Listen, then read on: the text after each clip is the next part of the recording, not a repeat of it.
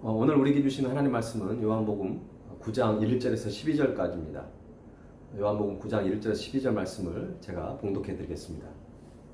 예수께서 길을 가실 때에 날때부터 맹인된 사람을 보신지라. 제자들이 물어 이르되 랍비여, 이 사람이 맹인으로 난 것이 누구의 죄로 인함이니까? 자기이니까 그의 부모니까? 예수께서 대답하시되 이 사람이나 그 부모의 죄로 인한 것이 아니라 그에게서 하나님이 하시는 일을 나타내고자 하심이라. 때가 아직 낮음에 나를 보내신 이의 일을 우리가 하여야 하리라. 밤이 오리니 그때는 아무도 일할 수 없느니라. 내가 세상에 있는 동안에는 세상의 빛이로라. 이 말씀을 하시고 땅에 침을 뱉어 진흙을 이겨 그의 눈에 바르시고 이르시되 실로암 못에 가서 씻으라 하시니, 실로암은 번역하면 보냄을 받았다는 뜻이라. 이에 가서 씻고 밝은 눈으로 왔더라.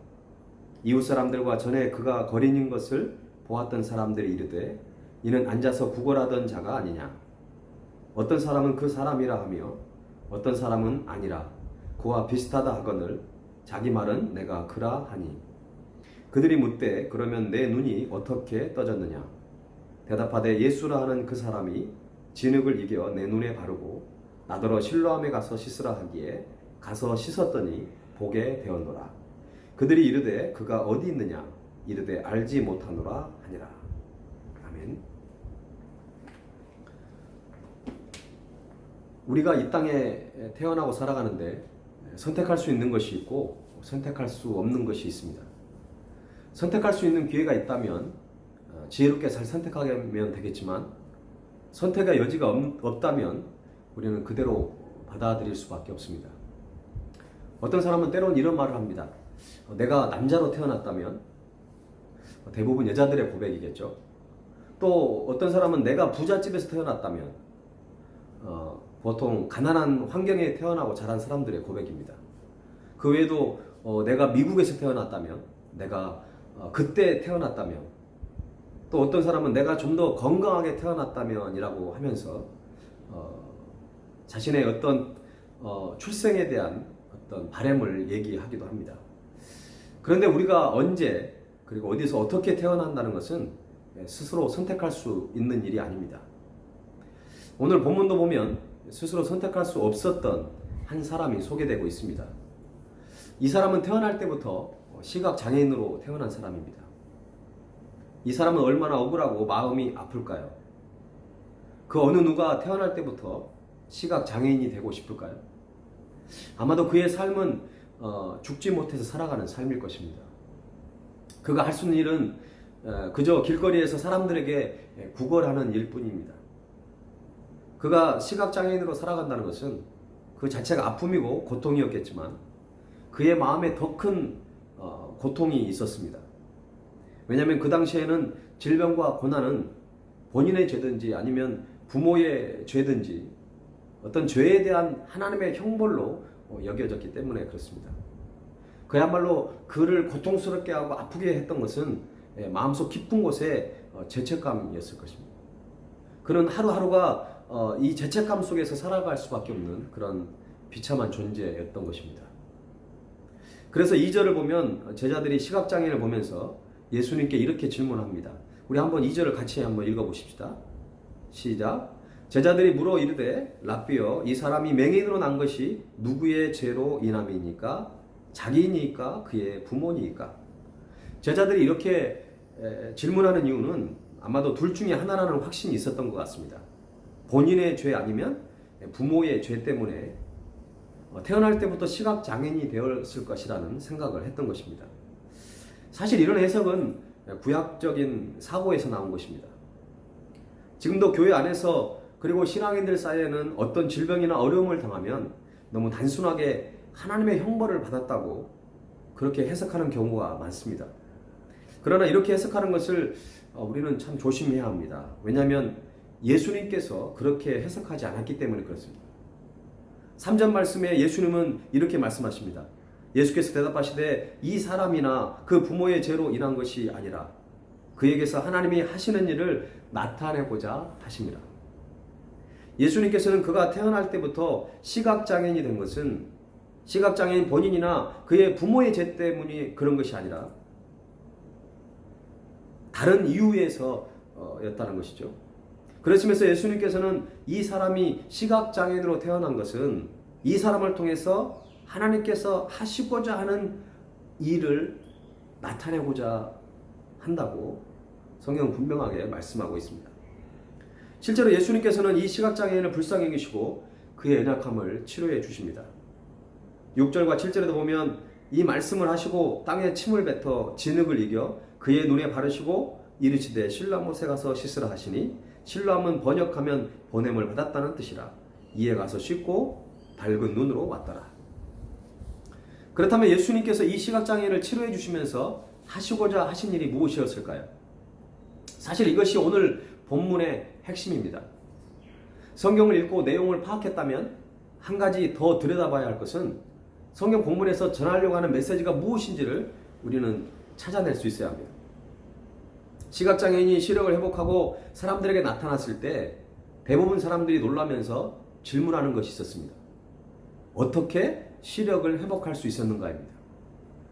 그 무리들 중에는 바리새인들도 있었습니다. 결국 하나님께서는 이 시각장애인을 통해 예수가 하나님께서 보내신 메시아이심을, 결국 예수가 그리스도이심을 전하기 위해서 바로 그 시각장애인을 사용하신 것입니다. 32절과 33절을 보면 시력을 회복한 그 사람이 바리새인들에게 선포한 말씀이 있습니다. 제가 한번 읽어드리겠습니다. 창세 이후로 맹인으로 난 자의 눈을 뜨게 하였다 함을 듣지 못하였으니 이 사람이 하나님께로부터 오지 아니하였으면 아무 일도 할 수 없으리이다. 하나님께서는 태어날 때부터 시각장애인이었던 이 연약한 사람을 통해 바로 하나님의 놀라운 일을 하신 것입니다. 여러분은 예수님으로부터 고침받은 이 시각장애인에게 있어서 예수님께 가장 감사할 것이 무엇이라고 생각하십니까? 물론 시력을 회복한 것이 감사한 일이겠죠. 그렇지만 더 감사한 것은 이 사람에게 예수님께서 찾아오셨고 또한 예수님을 이 사람을 어떤 메신저로 사용했다는 것입니다. 신앙생활의 목적은 단순히 부귀영화가 아닙니다. 잘 먹고 잘 사는 것 그리고 행복한 인생 또한 아닙니다. 이런 것은 이 땅에 살아가는 모든 사람들이 갖는 바람이고 삶의 일부분일 뿐입니다. 우리가 달려가야 할 최종 목적지는 아니라는 것입니다. 하나님께서 우리에게 물질과 건강과 가족과 열정을 주신 것은 그 자체가 복일 수도 있지만 그것을 가지고 하나님의 일을 행하는 것이 더 복된 삶인 줄로 믿습니다.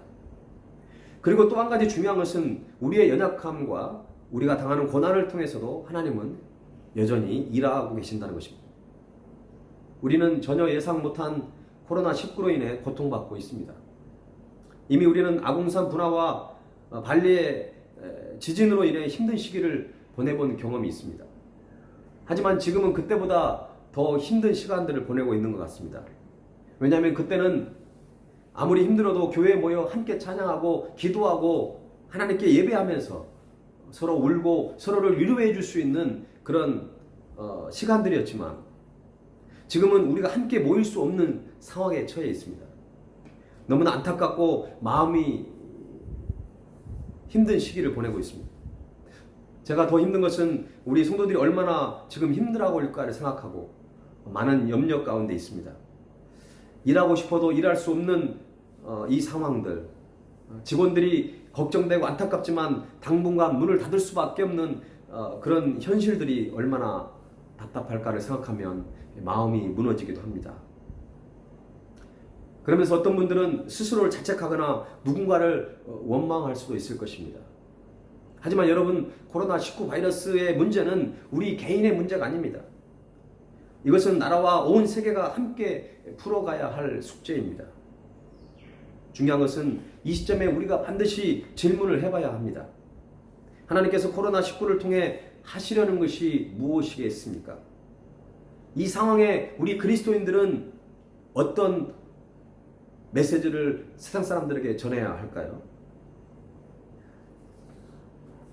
성경을 보면 사사들이나 그리고 선지자들 뿐만 아니라 신실한 하나님의 사람들은 성령 충만함으로 영적 통찰력을 가지고 어떤 삶의 위기 속에서 하나님의 말씀을 전했습니다. 코로나19 바이러스가 처음 중국 우한성에서 시작될 때 대부분 교회의 메시지는 하나님께서 중국을 심판하시는 것으로 선포를 했습니다. 그런데 이 바이러스가 한국과 유럽 그리고 세계로 번지면서 이런 메시지는 어디로 사라져버렸습니다. 이러한 해석은 오늘 본문에서 이 사람이 시각장애인으로 태어난 것이 누구의 죄 때문입니까? 라고 질문한 제자들과 같은 것입니다. 물론 이 시국에 영적 분별력을 가지고 하나님의 음성을 선포하고 있는 목회자들도 있습니다. 그런데 교회마다 대부분 위로 설교가 넘쳐나고 있고 실제로 우리가 코로나19를 통해 얻을 수 있는 교훈에 대한 설교는 많지 않은 것 같습니다. 저는 최근에 빌 게이츠의 아름다운 성찰이라는 글을 읽고 감동을 받았습니다. 그의 통찰력이 참 대단하다는 생각을 하게 되었습니다. 여러분도 아시다시피 그는 지난 2월 5일에 코로나19 바이러스에 대응하는 일에 1억 달러, 하나로 1187억 원을 기부하기도 했던 사람입니다. 그는 많은 세상 사람들에게 글을 최근에 썼는데요. 코로나19는 정녕 우리에게 무엇을 가르치려는가 이렇게 시작하고 있습니다. 그는 이렇게 고백합니다. 저는 세상의 모든 일에는 선이든 악이든 어떤 영적인 뜻이 있다고 믿는 사람입니다. 빌 게이츠가 독실한 크리스찬임을 우리가 알고 있습니다. 이런 글은 사실 아무나 쓸 수 있는 것이 아닙니다. 저는 코로나19에 대해 명상을 하는 중에 코로나19가 정녕 우리에게 뭔가 하고 있다는 느낌이 들어서 이것을 여러분과 나누고 싶어졌습니다. 라고 기록하고 있습니다. 이 빌 게이츠는 코로나19가 우리에게 뭔가 하고 있다고 하는 느낌이라고 하는데 사실 여기에는 더 깊이 들여다보면 하나님께서 코로나19를 통해서 무엇인가를 하고 계신다는 것을 말씀하고 있습니다. 코로나19는 모든 사람이 평등하다는 것을 가르치고 있다고 빌 게이츠는 말하고 있습니다. 우리는 문화나 종교, 직업, 재정 상태 혹은 얼마나 유명한지에 상관없이 모든 사람이 평등하다는 것입니다. 이 바이러스는 어쩌면 우리가 마땅히 그래야 하는 것처럼 우리 모두를 평등하게 대한다는 것입니다. 저는 맞다고 생각합니다. 남녀노소, 부자건 가난한 사람이건 심지어는 의료진이나 총리나 장관까지도 예외가 아니었습니다. 코로나19는 우리 모두가 서로 연결되어 있다는 것도 가르치고 있다고 말하고 있습니다. 누군가에게 영향을 미치는 것은 다른 사람에게도 마찬가지입니다. 이 바이러스는 여건이 필요 없다라고 그는 얘기하면서 코로나19는 우리가 세워놓은 가짜 국경선이 별 의미가 없음을 일깨워주고 있습니다. 우리는 서로에게 영향을 주고 살아가는 공동체라는 것을 이 빌 게이츠는 설명해 주고 있는 것 같습니다. 이기적인 삶을 살아가는 것을 우리에게 멈출 것을 우리에게 경고하고 있다라고 생각이 됩니다. 이어서 그는 코로나19는 인생이 짧다는 것과 우리가 해야 할 더 중요한 일이 무엇인지를 가르쳐 주고 있다라고도 말하고 있습니다. 우리에게는 서로 도우며 특히 노인이나 병자들을 돕는 것이 더 중요하다라고 말하고 있는데요. 이 위기 상황에 우리 그리스도인들이 해야 할 일이 무엇인지를 우리가 곰곰이 생각해 봐야 할 것입니다.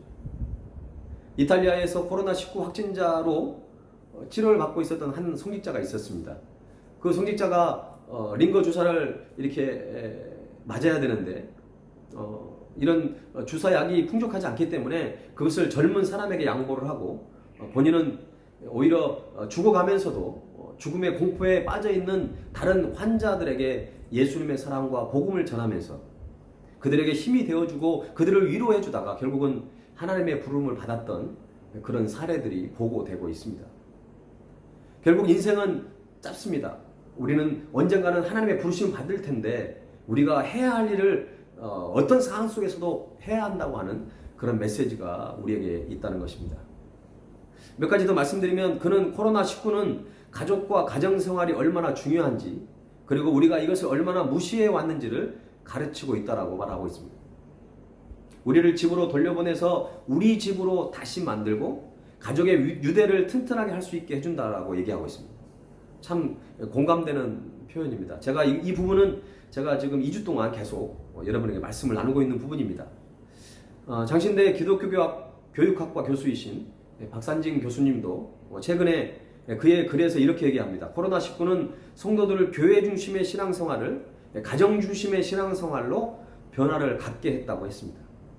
물론 교회 중심의 신앙생활이 중요합니다. 하지만 지금까지 교회마다 교회 중심의 신앙생활을 강조해왔지만 가정 중심의 신앙생활을 소홀히 여겨왔던 것들을 우리는 발견하게 됩니다. 가정에서 이루어져야 할 신앙교육, 가정에서 배워야 할 예절, 그리고 가정에서 누려야 할 기쁨과 행복을 이제는 우리가 다시 한번 되찾아와야 한다는 그런 중요한 메시지가 있다고 생각이 됩니다. 저는 개인적으로 이번 코로나19가 외부의 어떤 타락한 반문화에서 가정 안에 건전한 문화로 바뀌어지고 있는 것을 볼 때 참 여러 가지 힘든 시기를 보내고 있지만 하나님께서 이 코로나19를 통해서 지금 무엇인가를 하고 있다는 것들이 느껴질 때가 많습니다.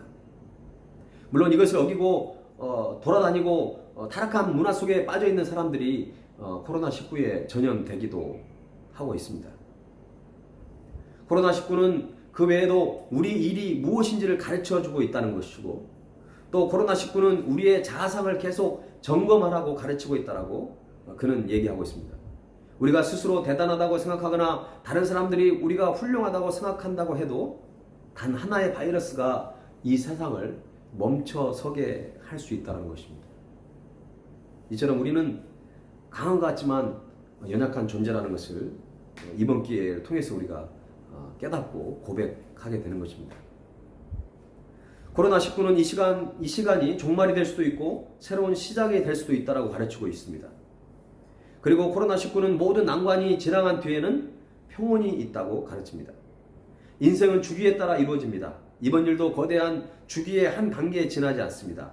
공황에 빠질 일이 아닙니다. 이것도 지나갈 것이라고 빌 게이츠는 얘기하고 있습니다. 빌 게이츠는 마지막 부분에서 많은 사람들이 코로나19 바이러스를 거대한 재앙으로 보지만 저는 위대한 교정자로 보고 싶습니다. 우리가 잊고 살아온 중요한 교훈들을 일깨워 주기 위해 그것이 주어졌고 그것들을 배울지 말지는 우리에게 달려있다라고 그런 마지막 부분에 이렇게 고백하고 있습니다. 그렇습니다. 여러분, 위기 상황에 불평하고 원망만 하고 있으면 절대로 어떤 변화와 성장을 이룰 수가 없습니다. 자신과 이웃을 돌아보고 가정과 사회를 위해 내가 할 수 있는 일이 무엇인지를 다시 한번 생각할 수 있는 우리 발리 세움교회 성도들이 될 수 있었으면 좋겠습니다. 우리는 평소 내가 시간이 없어서 할 수 없었다고 핑계를 대곤 했던 것들을 한번 떠올리시기 바랍니다. 예를 들어서 가정에서 아내와 차 한 잔 마시면서 대화하는 시간이 쉽지 않았을 것입니다. 자녀와 함께 마음껏 놀아주는 것도 이번에 한번 해보시는 게 어떻습니까? 각자 스스로 어떤 드라마만 보는 것이 아니라 가족이 함께 가족 영화를 보는 것은 어떻습니까? 또 많은 시간을 쪼개서 가정 예배를 드린다든지 함께 큐티 나눔을 한다든지, 그리고 우리 또 새로운 요리를 한번 시작한다든지 화초를 가꾼다든지, 또 이번 기회에 집안 대청소를 하는 것은 어떻습니까? 또 한국에 있는 또 많은 친척들에게 안부 인사를 나누는 것도 참 좋은 시간들이라고 생각됩니다. 뿐만 아니라 우리의 영적인 부분도 한번 살펴보시면 좋겠습니다. 성경 일독을 우리가 지금 하고 있습니다. 지금까지 밀려있는 많은 그런 영상을 한번 보고 또 성경을 읽고 또 우리가 시간을 쪼개서 하나님 앞에 1대1로 기도하는 시간들을 갖고 또 읽고 싶었던 그런 경건서적을 읽는다든지 또 영상을 통해서 우리가 성경을 좀 더 공부해 볼 수 있는 좋은 기회일 것입니다. 뿐만 아니라 새로운 사업을 구상하거나 또 이번 기회에 운동을 좀 해서 좀 몸짱을 좀 만들어 보는 건 어떻습니까? 우리가 이 코로나19로 인해서 많은 사람이 낙심하고 또 집에 갇혀서 어떤 감옥처럼 살아가는 것이 아니라 새로운 삶의 도약을 위해서 새로운 미래에 대한 어떤 기대감을 통해서 우리가 의미 있는 그런 시간들로 보냈으면 좋겠습니다. 자, 그렇다면 그리스도인들은 이런 시국에 어떻게 살아가야 하겠습니까? 하나님께서 하시려는 일이 무엇인지를 우리가 발견하실 수 있길 바랍니다. 또한 하나님께서 하시려는 일을 발견했다면 우리는 그 일에 동참해야 합니다. 그리고 우리가 크리스찬답게 신실한 믿음으로 우리는 위기를 잘 극복해 가야 합니다. 요즘 하루 20분 공동체 성경 읽기 잘 동참하고 계시나요? 이번 주에는 우리가 사사기와 룻기서를 읽었습니다. 물론 사무엘상을 지금 또 시작을 했는데요. 특히 룻기서에 보면은 나오미의 이야기가 나옵니다. 나오미는 남편과 두 아들이 있었는데 남편과 두 아들을 하나님 앞에 먼저 보내드리고 자신과 두 며느리만 남은 상태였습니다. 너무나 힘든 시기를 보냈습니다. 인생의 가장 밑바닥까지 내려가서 결국은 이제 두 며느리를 보내고 고향으로 가려고 합니다. 두 며느리 중에 한 며느리는 자기 고향으로 모압 땅으로 갔지만 룻은 나오미를 따라가게 됩니다. 결국 나오미와 룻은 고향 베들레헴으로 돌아가서 그곳에서 보아스를 만나게 되고 기업 물을 짜인 이 보아스를 통하여 오벳을 낳게 되고 그 오벳은 이새를 낳게 되고 이새는 결국 다윗을 낳게 되는 놀라운 그 하나님의 역사 가운데 들어가게 되는 것입니다. 우리의 인생 가운데 때로는 위기와 고난을 당할 때 그것을 통해서 새롭게 펼쳐나가실 또 그것을 통해서 하나님이 일하시고자 하는 것이 무엇인지를 우리도 함께 발견하고 또 그 일에 쓰임받는 저와 여러분이 될 수 있기를 간절히 바랍니다. 여러분의 삶 속에서도 하나님께서는 놀라운 일들을 지금도 행하고 계십니다. 그 일이 무엇인지를 깨닫고 또 그것을 붙잡고 이번 한 주간 동안도 주님 안에서 복된 한 주간을 살아갈 수 있는 저와 여러분이 될 수 있기를 주님의 이름으로 간절히 축원합니다.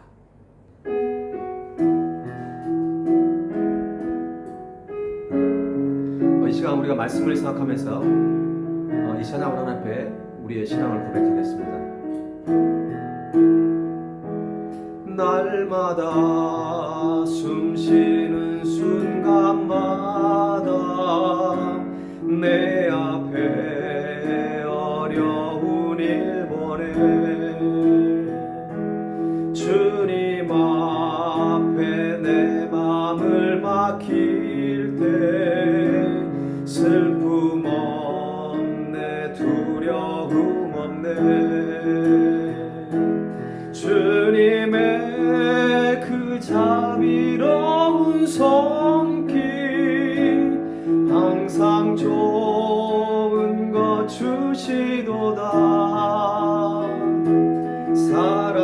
사랑스레 아픔과 기쁨을 수고와 평화와 안식 인생의 어려운 순간마다 인생의 어려운 순간마다 주의 약속 새겨봅니다. 내 맘속에 믿음 잃지 않고 말씀 속에 위로를 얻네 주님의 도우심 바라보며 모든 어려움 이기도다 흘러가는 순간순간마다 주님 약속 새겨봅니다. 주님의 도우심 바라보며 주님의 도우심 바라보며 모든 어려움 이기도다 흘러가는 순간순간마다 주님 약속 새겨봅니다. 우리 함께 기도하기 원합니다.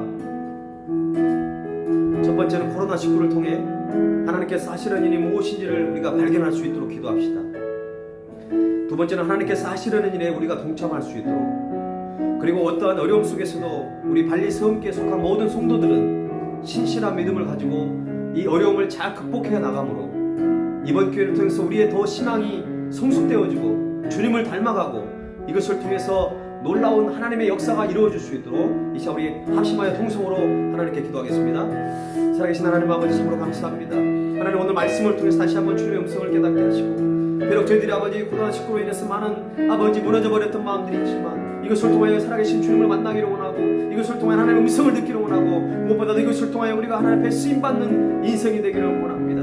하나님 아버지, 주님께서 우리 발리 세움교회 성도들의 삶을, 가정을, 사업장을, 저희들의 모든 아버지 기도 제목 가운데 함께 해주시고, 저희들의 무너져버리는 모든 마음들을 다시 일으켜 세우시고 위로해 주시고 새 힘을 주시고, 아버지 능력을 더해 주셔서 아버지 이 고난의 시기들을 믿음으로 극복하여 정말 하나님 앞에 영광 돌리는 그런 날이 올 수 있도록 하나님 붙들어 주시기를 원합니다. 하나님, 우리에게 속한 많은 이웃들을 바라보게 하시고, 이 나라 민족을 바라보게 하시고, 조국 대한민국에서 함께 기도해 나가는 놀라운 역사가 있기를 원합니다.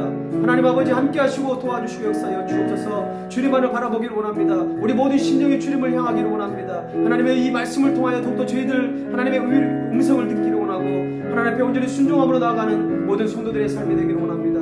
하나님 아버지, 함께하여 주옵소서. 주님의 도우심 바라보며 주님의 도우심 바라보며 모든 어려움이 기도다 흘러가는 순간순간마다 주님 약속 새겨봅니다. 그렇습니다. 주님, 인생의 어려운 순간마다 주님의 약속을 붙들고 나가기를 원합니다. 지금까지 우리의 삶 속에서도 하나님께서 세밀하게 역사하셨고 한 번도 우리를 실망시킨 적 없으신 주님, 그 주님 앞에 우리의 모든 인생을 주님께 맡겨드립니다. 하나님, 코로나19로 인해서 너무나 많은 사람들이 슬픔에 빠져 있습니다. 그들을 위로해 주시고, 특별히 우리 발리 세움교회에 속한 모든 성도들의 가정 한 사람 한 사람을 하나님 바이러스의 위험 속에서 하나님 지켜주시고, 그뿐만 아니라 우리의 삶뿐만 아니라 우리의 이웃들을 돌아보며 그들에게 주님께서 행하시고자 하는 그 뜻을 깨닫고 우리도 주님의 행하신 일에 동참하는 우리 발리 세움교회 성도들이 다 될 수 있도록 도와주옵소서. 이번 한 주간 동안도 하나님의 은혜와 사랑이 우리 성도들의 삶 가운데, 저들의 기도 제목 가운데 함께하기를 원합니다. 성령께서 친히 임재해 주시고 은혜로 함께하여 주옵소서. 모든 것 주님께 의탁하옵고 살아계신 예수님의 이름으로 기도하옵나이다. 아멘.